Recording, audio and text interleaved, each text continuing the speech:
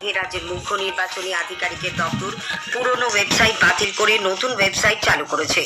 CEO westbengal.wb.gov.in এই website থেকে 2002 সালের সম্পূর্ণ ভোটার তালিকা পাওয়া যাবে। পাশাপাশি মিলবে এসআইআর সংক্রান্ত যাবতীয় তথ্য। উল্লেখ্য, গত 27 অক্টোবর ভোটার তালিকায় বিশেষ নিবিড় সংশোধন কর্মসূচি বা এসআইআর ঘোষণা করা হয়। পরদিন এসআইআর প্রক্রিয়া চালু হওয়ার পর থেকেই রাজ্যের সিইও দপ্তরের ওয়েবসাইটে সমস্যা দেখা দেয়। এই পরিস্থিতিতেই নতুন ওয়েবসাইট চালু করল সিইও দপ্তর। শাসক দল তৃণমূল কংগ্রেস সরকারি কর্মীদের ওপর চাপ সৃষ্টি করে এসআইআর প্রক্রিয়া আটকে দিতে চাইছে বলে বিরোধী দলনেতা শুভেন্দু অধিকারী অভিযোগ করেছেন। কোচবিহারের তৃণমূল কংগ্রেসের চেয়ারম্যান গিরীন্দ্রনাথ বর্মনের বিএলওদের বেঁধে রাখার হুমকি প্রসঙ্গে তিনি এই অভিযোগ জানান। শাসক দলের এই হুমকি হুঁশিয়ারির পর সরকারি কর্মচারীরা কিভাবে এসআইআর সংক্রান্ত কাজ করবেন তা নিয়েও বিরোধী দলনেতা প্রশ্ন তুলেছেন। রাজ্য সরকার 2025-26 খরিফ মৌসুমে সহায়ক মূল্যে রাজ্যের ক্ষুদ্র প্রান্তিক কৃষকদের কাছ থেকে ধান কেনার কাজ শুরু করতে চলেছে। আজ স্থায়ী ধান ক্রয় কেন্দ্র ছাড়াও বিভিন্ন কৃষি সমবায় সমিতি, কৃষি বিপণন সমিতি, স্বনির্ভর গোষ্ঠীর সংঘ ও মহাসংঘ 2988টি সংগ্রহ কেন্দ্র থেকে কুইন্টাল প্রতি 2369 টাকা করে এই ধান কেনা হবে। খাদ্য দপ্তর জানিয়েছে, পাশাপাশি কৃষকরা সরাসরি স্থায়ী ধান ক্রয় কেন্দ্রে গিয়ে ধান বিক্রি করলে তাদের কুইন্টাল প্রতি আরো 20 টাকা করে অতিরিক্ত উৎসাহ মূল্য দেওয়া হবে। রাজ্য সরকার চলতি বছর ডেঙ্গু দমনে 750 কোটি টাকা খরচ করেছে। স্বাস্থ্য দপ্তরের তরফে এক্স হ্যান্ডেলে এক বার্তায় জানানো হয়েছে, ডেঙ্গু মোকাবিলায় সবশুদ্ধ প্রায় 1 লক্ষ স্বাস্থ্যকর্মীকে নিয়োগ করা হয়েছে। 400রও বেশি সরকারি কেন্দ্রে নিখরচায় ডেঙ্গু পরীক্ষা ও চিকিৎসা চলেছে। এদিকে কলকাতায় বর্তমানে ডেঙ্গু আক্রান্তের সংখ্যা অনেকটাই কমেছে বলে রাজ্যের পুর নগর উন্নয়ন মন্ত্রী কলকাতা পুরসভার মেয়র ফিরহাদ হাকিম দাবি করেছেন। পুর ভবনে গতকাল সাংবাদিকদের প্রশ্নের উত্তরে তিনি বলেন, শুধু সরকারের বা পুরসভার নয়, ডেঙ্গু একটি সামাজিক সমস্যা। মানুষ যেদিন 100% সতর্ক হবেন সেদিন ডেঙ্গু সম্পূর্ণ নিয়ন্ত্রণে আসবে বলেও তিনি মন্তব্য করেন।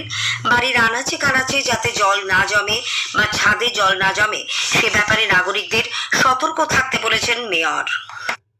শুধু সরকারের নয়, শুধু কর্পোরেশনের নয়, এটা একটা সামাজিক সমস্যা। যা ছিল তার 10% হয়েছে, কিন্তু যেদিন আমরা সবাই 100% সচেতন হয়ে যাব সেদিন ডেঙ্গু সেই পার্সেন্টেজটা আমাদের করতে হয়। আমি এটা বারবার করে বলি, আপনারা যদি হেল্প নেন, যে সপ্তাহে একদিন ছাদে উঠে বাড়ির চারিপাশটা দেখুন, সবাই মিলে যদি আমরা উদ্যোগ নিই, ডেঙ্গু কিন্তু 100% ঠেকানো সম্ভব। দক্ষিণ পশ্চিম বিহার ও সংলগ্ন ঝাড়খণ্ডের ওপর নিম্নচাপটি আরো দুর্বল হয়ে উত্তর উত্তর পূর্বে এ রাজ্যের হিমালয় পাদদেশ এলাকায় সিকিম ও অসমের দিকে অগ্রসর হচ্ছে। এর ফলে আজও উত্তরবঙ্গে জলপাইগুড়ি, কোচবিহার ও আলিপুরদুয়ার জেলায় বিক্ষিপ্তভাবে ভারী বৃষ্টির সম্ভাবনা। দক্ষিণবঙ্গেও কলকাতা, উত্তর ও দক্ষিণ 24 পরগনা, হাওড়া, নদিয়া ও পূর্ব মেদিনীপুরে কোথাও কোথাও বজ্রবিদ্যুৎ ও দমকা হাওয়া সহ হালকা থেকে মাঝারি বৃষ্টি হতে পারে। দক্ষিণ 24 পরগনা জুড়ে সকাল থেকে মেঘলা আকাশ। কাকদ্বীপ মহকুমা এলাকায় মুষলধারে বৃষ্টি শুরু হয়েছে। দফায় দফায় মাঝারি ও ভারী বৃষ্টির পূর্বাভাস দিয়েছে আবহাওয়া দপ্তর। এই বৃষ্টির ফলে জেলায় জগদ্ধাত্রী পুজোর আয়োজকরা সমস্যায় পড়েছেন, কারণ জেলায় পুজো শুরু হয়েছে নবমীর দিন থেকে। বৃষ্টিতে আমন ধানের ক্ষতিরও আশঙ্কা করা হচ্ছে। উত্তরবঙ্গে অবিরাম বৃষ্টিতে সেখানকার জনজীবন ব্যাহত। দার্জিলিং জেলার দুধিয়া এলাকার বালাসন খোলায় জলস্তর ক্রমশ বৃদ্ধি পাচ্ছে। এর জেরে সম্প্রতি চালু হওয়া বিকল্প হিউম পাইপ সেতু নিয়ে উদ্বেগ বাড়ছে প্রশাসনের। সেতুর দু প্রান্তে ট্রাফিক পুলিশ মোতায়েন করা হয়েছে, জোরদার করা হয়েছে নজরদারি।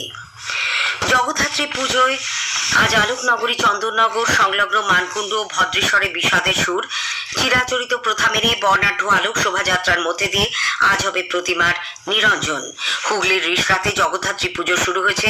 দীর্ঘদিনের নিয়ম মেনে নবমী তিথি উদযাপনের দিনে রিষড়ায় ষষ্ঠী পালিত হয়। সেই অনুসারে আজ সেখানে অষ্টমী।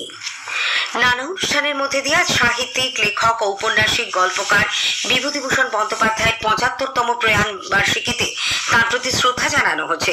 তার পথের পাঁচালী, অপরাজিত, আরণ্যক, চাঁদের পাহাড় ইত্যাদি উপন্যাস গভীরভাবে নাড়া দিয়েছিল পাঠকের হৃদয়। নাট্যকার দীনবন্ধু মিত্রের 153তম প্রয়াণ দিবসে আজ নানা অনুষ্ঠানে তাকে স্মরণ করা হচ্ছে। ঊনবিংশ শতাব্দীর বাংলার অন্যতম বিশিষ্ট নাট্যকার দীনবন্ধু মিত্র নীলদর্পণ, দ্বাদশ কবিতা, সুরধুনী সহ একাধিক নাট্য রচনা করেন। পুরুলিয়া জেলার ইতিহাসে আজ এক বিশেষ দিন। 1956 সালের আজকের দিনেই তৎকালীন বিহার রাজ্যের মানভূম জেলা ভেঙে পুরুলিয়া পশ্চিমবঙ্গের জেলা হিসেবে আত্মপ্রকাশ করে। এই উপলক্ষে জেলা জুড়ে বৃক্ষরোপণ, সাংস্কৃতিক অনুষ্ঠান ও আলোচনা সভার আয়োজন করা হয়েছে। স্থানীয় সংবাদ শেষ হলো। পরের খবর বেলা 12:30টায়।